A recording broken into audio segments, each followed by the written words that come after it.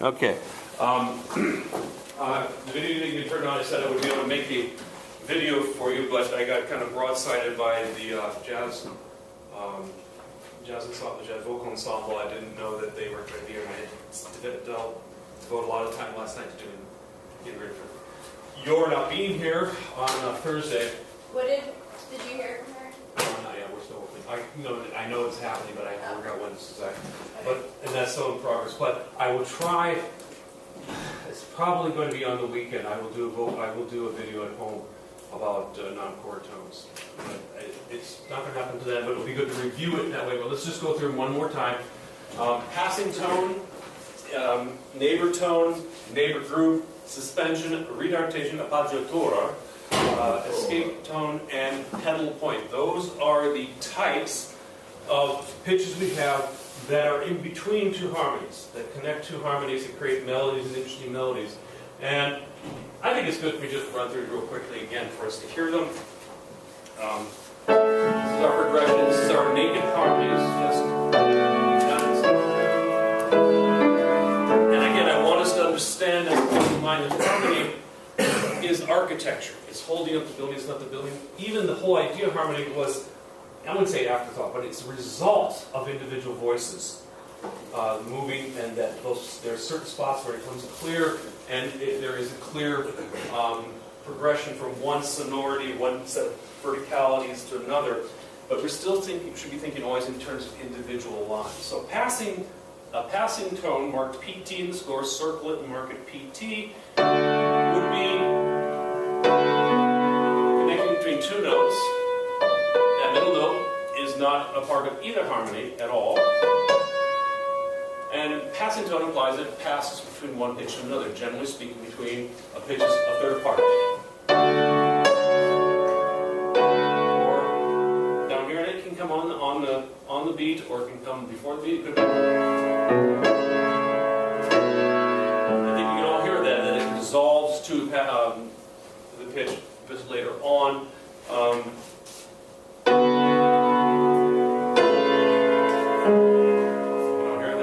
The excitement that a non-chord tone brings to it. It has more juice, more interest, because the dissonance against either harmony gives it the resolution into the next harmony more satisfaction to our ears, in a sense, moving forward. So we took our generic little tune and I just elaborated on the passing tones.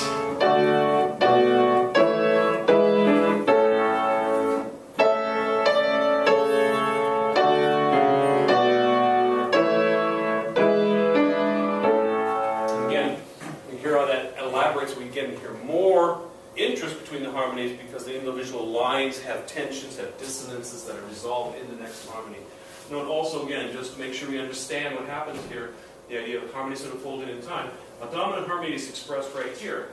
This pitch comes in later, but it doesn't contradict our sense of the dominant harmony. Instead, it adds to it, making it a dominant seventh. So in that sense, this is not a passing tone. Instead, this is the dominant seventh unfolded in time. We mark that in the score when a harmony is held for a longer period of time and becomes more evident later that it changes its characteristics from triad to the seventh chord by giving a little space where it's a triad, when the seventh can put in the seventh, so we've identified its purpose that way.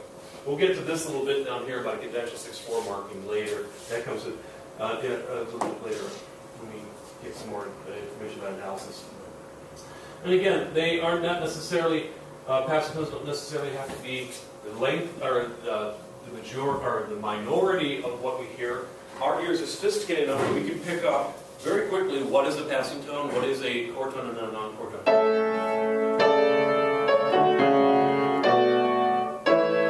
In both those cases, these passing tones were actually the longest part of the harmony. But we knew that. Our ear automatically picks up because we recognize these structures as important. So it doesn't really affect the quality of harmony, how much of that harmony is maintained by the harmony, or how much is maintained with a dissonance in it, with a passing tone in it. Our ears pick that up, and you actually enjoy that very much. They enjoy the expectation of the filling out of the harmony. Here we go with double passing tones. We can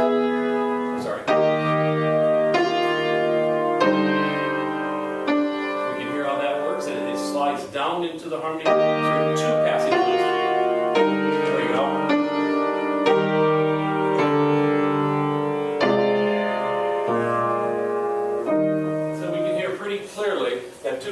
tones together, still our ear awaits the correct unfolding of the harmony and accepts that those are not part of the chord tones. Exactly. Do you have a question? The word. Okay. And they can come on the pitch or on the beat or not on the beat, depending on how you wish them. And this can give us quite a, I think, elaborate texture. Notice here what I've done is use a combination of passing tones. In addition, I have just simply arpeggiated the harmonies of the various chord tones and created individual melodies. So the combination of the two gives us kind of an interesting little texture.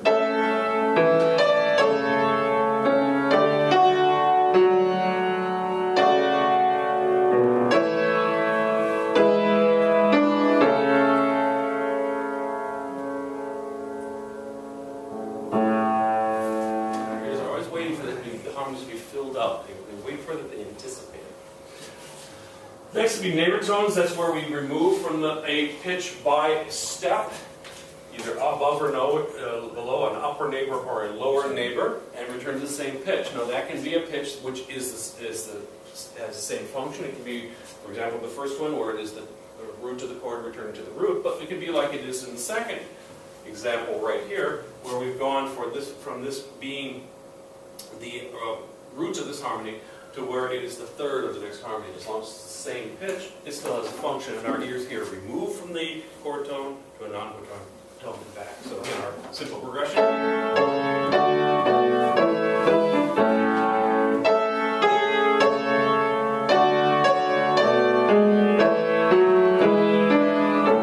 And again, we see another form of elaboration which our ears accept. Even the architecture has not changed. Our harmony language has not changed at all. And so the combination of these two ideas of how we move between harmonies, both passages and neighbor tones, create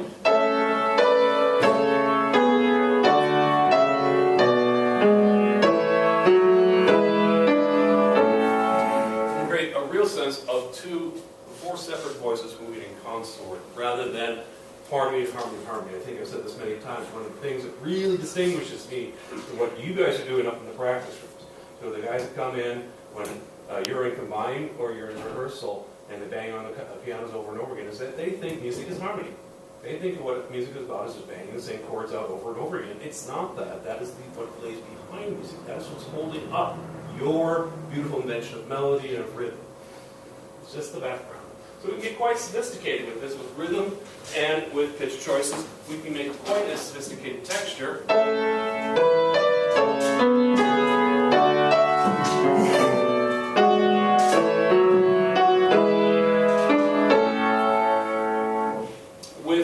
And yet our ears still perceive the harmonic function that is not disrupted whatsoever. In fact, it's even intensified because we move away from it and resolve into the harmony. Neighbor group is then the upper and lower neighbor together. This used to be called a nota cambiata.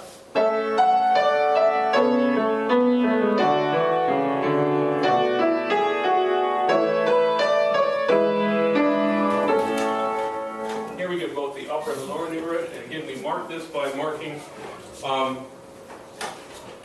in there with circling both of them, putting an G over the top of it. Again, the combination of all these gives us a rather elaborate texture, which sounds much more like music to our ears than just banging out the harmonies, which is the structure.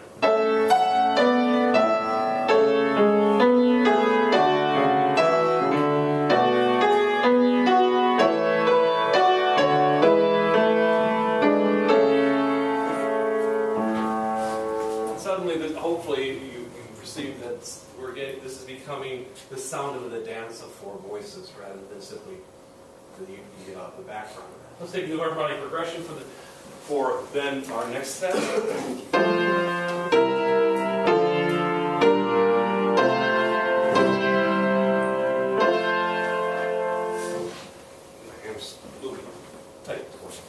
So, suspensions then are where we use a pitch from the previous harmony, which was a chord tone, and it is carried into the new harmony where it becomes a non-chord tone, and it resolves to a chord tone by resolving down by step.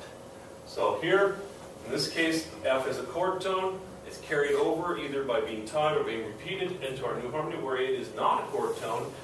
Instead, it is a non-chord tone, resolving down to a step where it is a chord tone. This is marked with sus above that, and the intervallic relationship to the bass pitch, the lowest pitch. In this case, a fourth resolving to a third.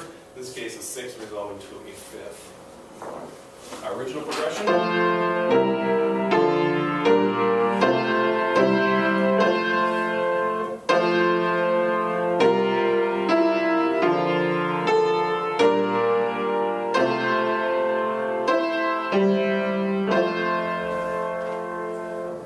Time that creates a moment of tension, of dissonance, resolving to our chord tone.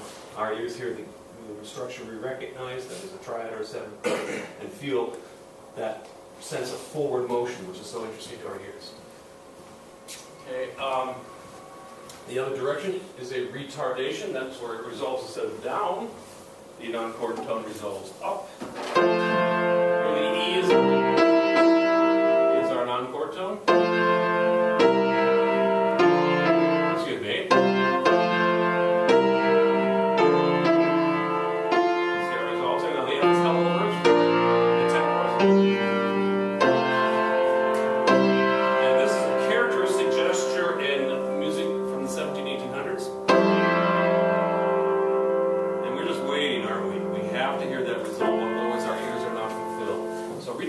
Are the other direction of the suspension, and the idea is creating this idea of dissonance, that is an interval which is not in connection with the triad or seventh chord, which is a dissonant interval with the other pitches that resolves to a chord tone, or we refer to that also as resolving to a consonance as well. Anticipation, just like the song, we wait. In the case of that, is the opposite. It is where we introduce the pitch that is a non-chord tone in the harmony, and it is resolved when the new harmony comes, becomes a chord tone. So example here is the B flat does not fit into the F major harmony, but when we move to the C major minor seventh, it is the seventh.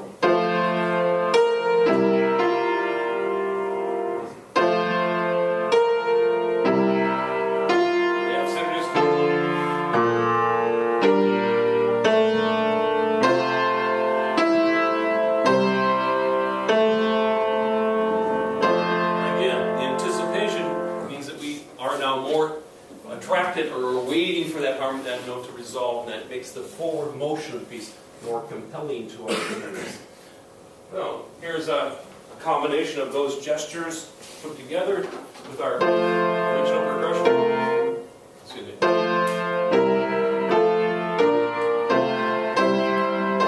was our original progression.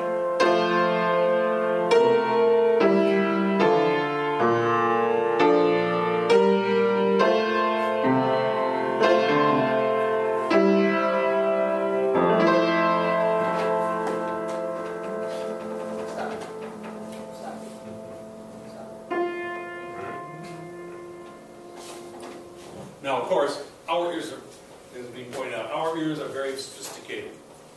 So we can actually hear that as an interesting harmony to our ears, because we are hearing it not as harmony, not as functional harmony, we're hearing it as color. That color is now acceptable in our palette of colors, but it has no harmonic function.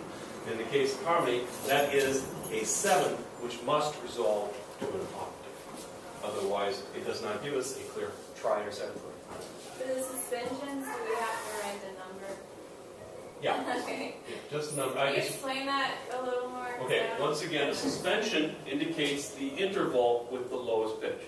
Explain it a little more clearly.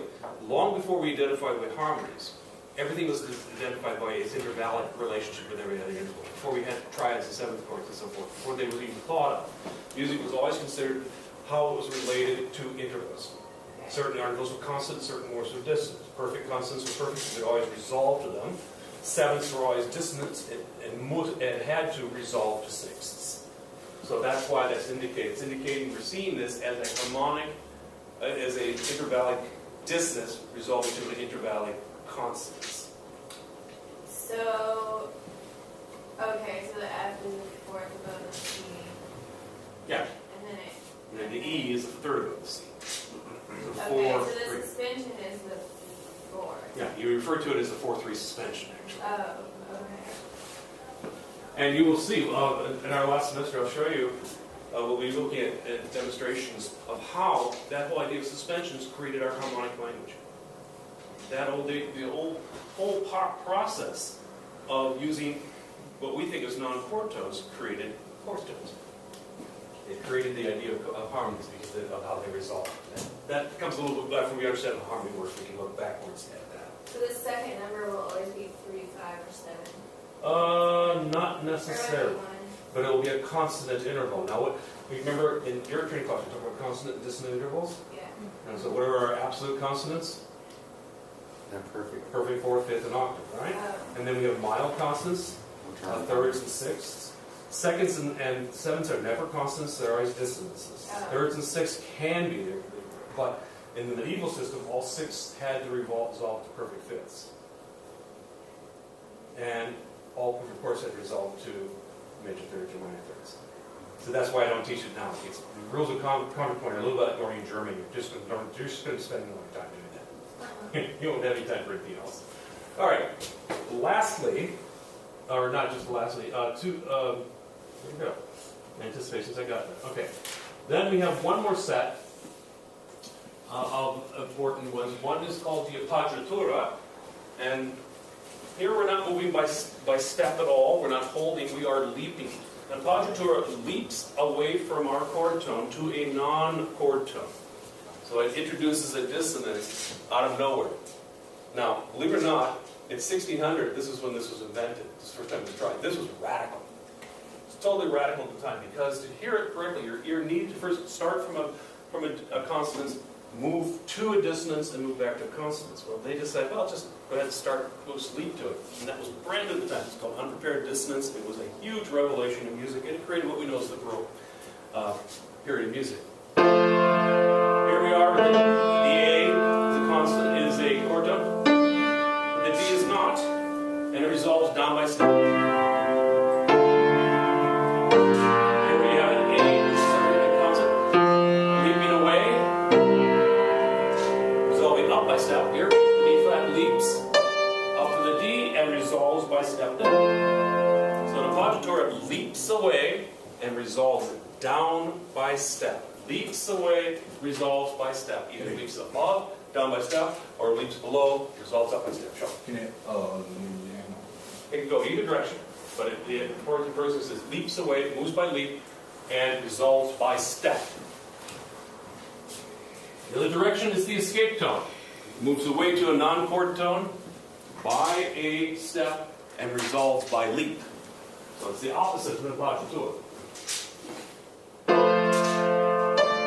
Leap, by step, leap, or by step, to leap, up by step, and down by leap.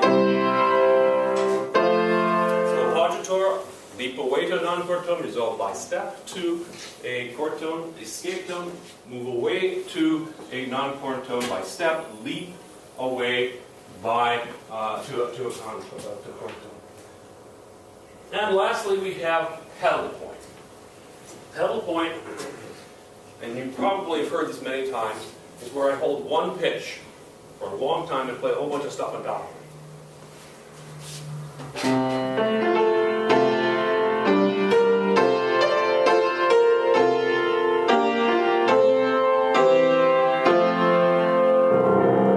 Let me see if I can. Usually you have it with a sustain, like a reason it comes called pedal point. Originally, it was an organ. Just sat on the organ just stood on one pedal for a while. We played everything above that. I'll just repeat it in this case so we hear it. I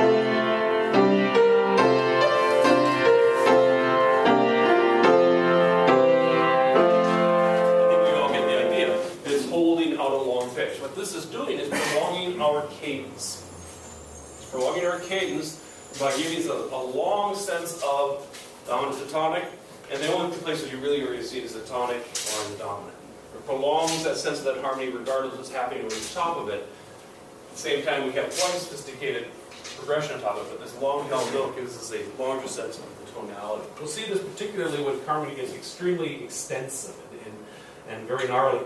This is often used to give us a strong sense of of the real harmonic architecture underneath. So pedal point is a pitch which is prolonged generally in the bass, but not always. Is prolonged for a longer period of music in which over top of that is performed a progression which is independent of that lower pitch. Independent of that lower pitch. Okay, so those are our forms. Any questions about it? Yes? So it's the tonic or the dominant of the key? Generally speaking. Okay, and then what's the difference between that and a suspension? The suspension is we simply hold one pitch into the next harmony and then resolve in the next harmony. See, this isn't resolving anything, is it? It's just being held. Oh, okay. Yeah? It's being held. And for our purposes at first it's going to be in the bass, but generally it isn't necessarily there. It can be any place. Yes, Sean? Could you go back to the suspension level of this second, please? Which one, the suspensions? Yeah. Okay, we'll go with suspensions one more time. Suspensions, once again, is that I have in the first harmony a chord tone. This chord tone is held over into the new harmony where it becomes a non-chord tone. Here F is our tonic, right? It's the root of the chord. Here F has no place in that harmony. We can't even make a harmony out of it, right? Right. So that becomes a non-chord tone, which then resolves down to chord tone by step. And suspensions resolve down, retardations resolve up. That's the difference between the two. Okay. Any other questions? Can you go back to the escape tone side? Certainly. Escape tone, again, quadratura and escape tone are the country cousins of each other.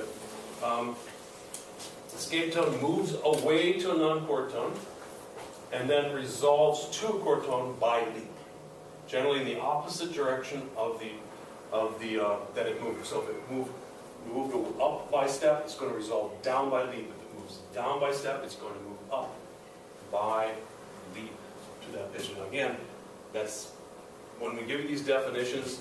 No composer sat down, no theorist sat down in the year 1600 and said, okay, I'm going to write these definitions and we'll write music according to this.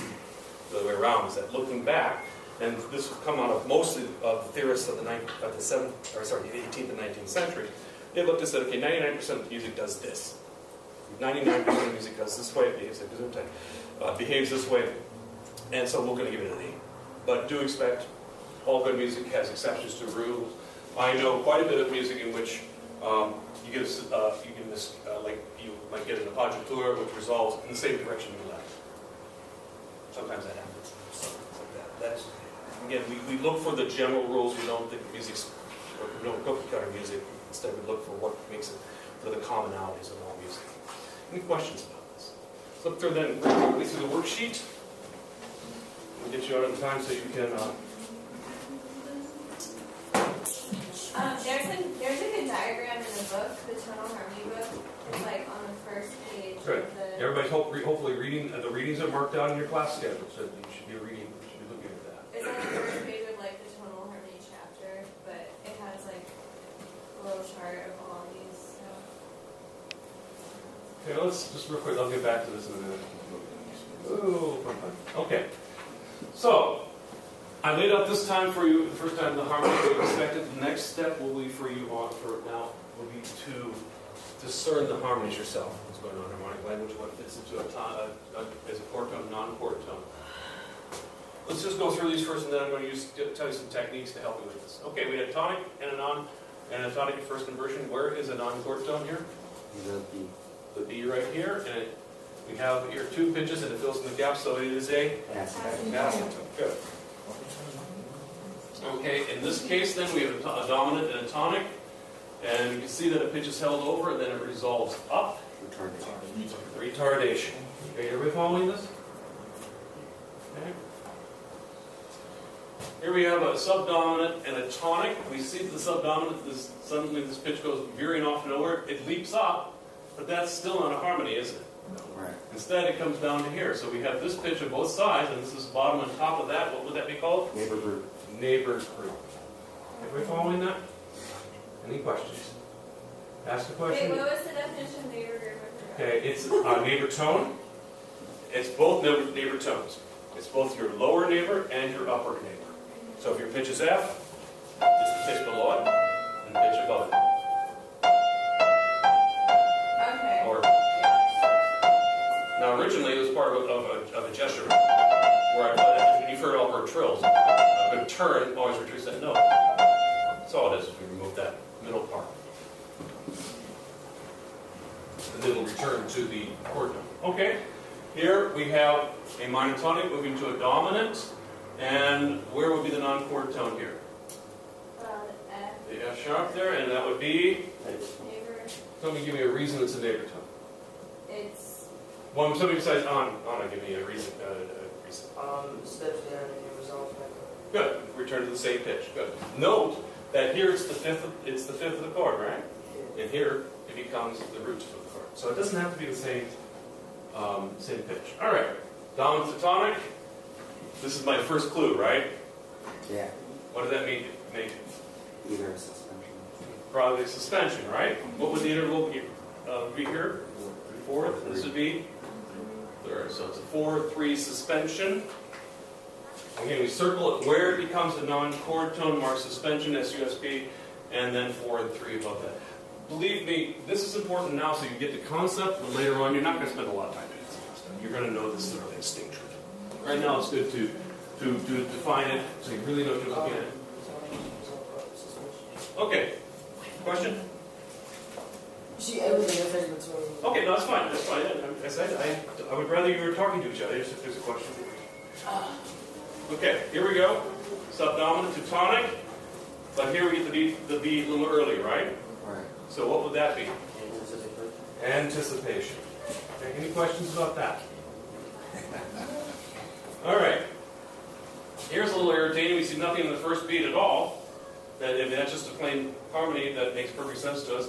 Here we are marked to have a submediant, right? The first inversion. What's going on there? Right. We get the harmony here, right? Yeah. Not on the beat. So remember, because these non-chord tones can come on the beat as well. In fact, that creates more tension. So this would be between two vector chord tones here and here. Not on beat 2, but on the and of beat 2. It fills in the gap. It's a passing tone. Okay. Lastly, again, this is a dead giveaway always, right? It means one of two things. Which two would it mean?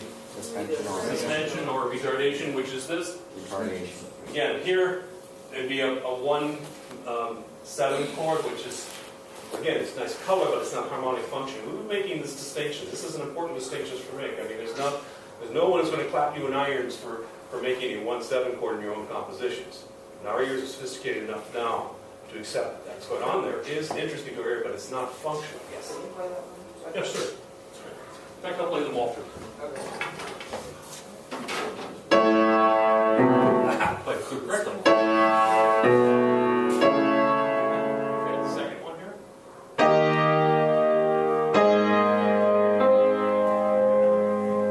Okay, and then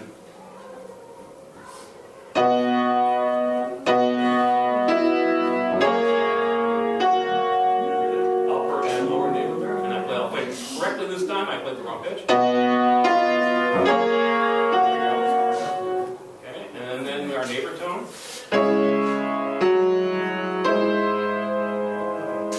No, that's not right. I'll play the right pitches again. There we go. Moving down here for our suspension. Let's try again.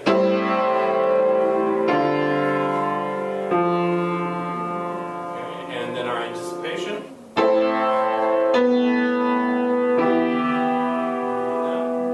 Then our passing tone on the beat. You see how much tension that brings to us, how interesting that is to our ear. Okay, and lastly then our retardation.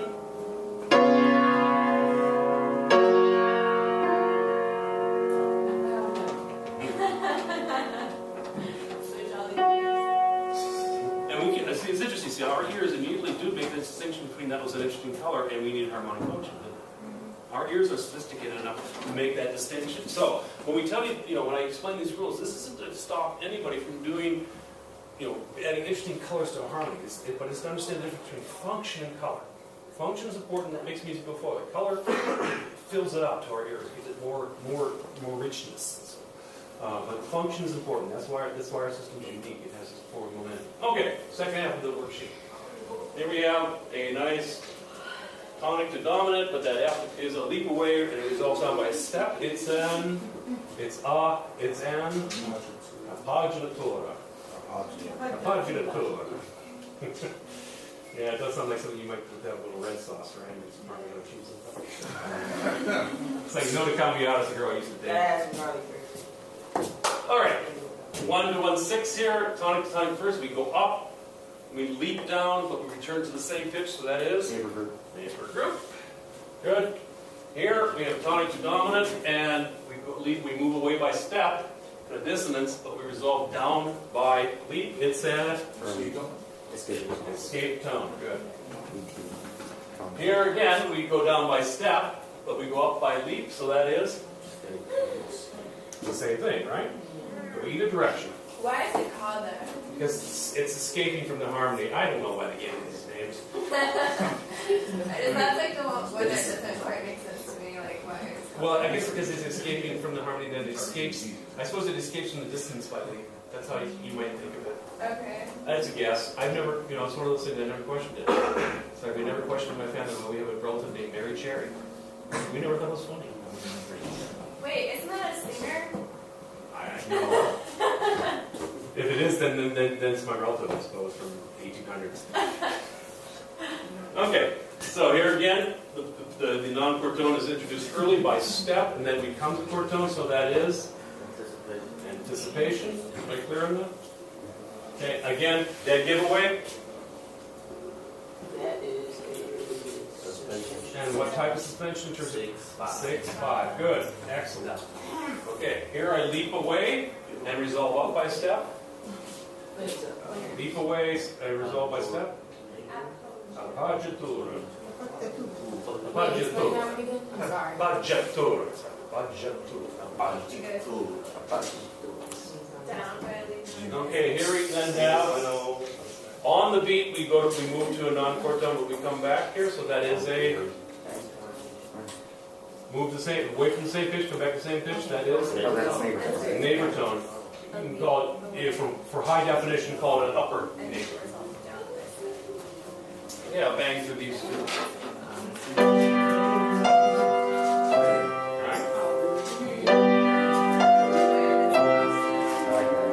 Okay, and here's a neighbor grouping.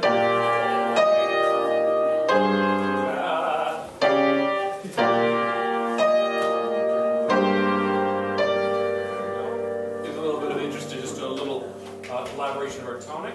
Next one.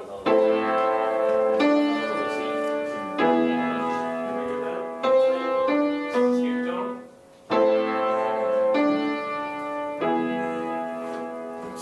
Moving on to our escape, the other one in the other direction.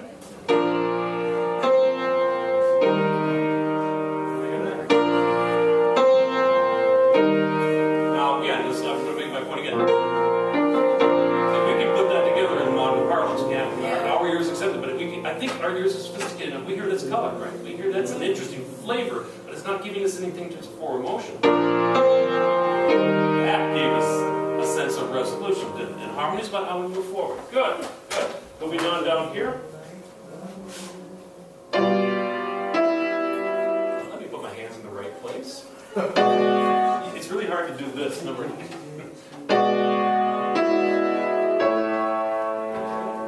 Typical gesture makes us want that last chord even more.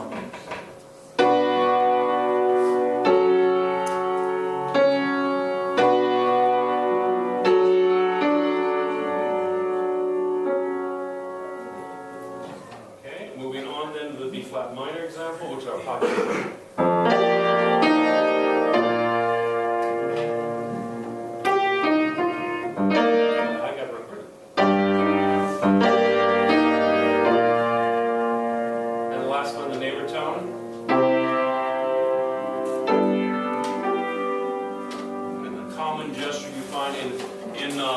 Music of the classical period and in romantic period in Western classical music, we see how it's used in all music very effectively. In fact, if I were, for example, a singer and improviser, this is where I would really take a tune and really elaborate this kind of stuff without having to change anything.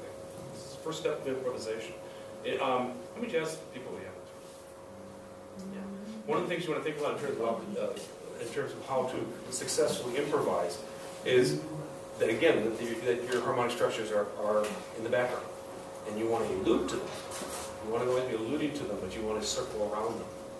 You want to be always keeping the ear excited, because banging out, there's nothing more boring than listening to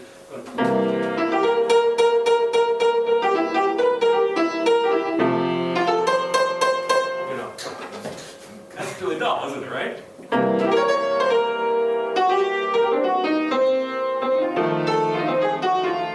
And they're just dancing around the harmonies makes it much more interesting, doesn't it? That we're always thinking in terms of the chord tones and how everything's related to it. Now, when I was studying, when I was playing jazz, I actually thought like a classical musician all the time. That's why I was thinking as a non-chord tone. So you can think of it both ways. You don't necessarily have to always think in terms of scale and harmony. You can think about that in the background and your waltzing to it. Okay. Any other further questions on this? Yes? No question. Any questions? Okay. I glad you have a learner today. Yay! Right away, be good. 49 on Friday have done for any class. I said I'm going to turn it over to you guys so you can demonstrate. It is a thing that you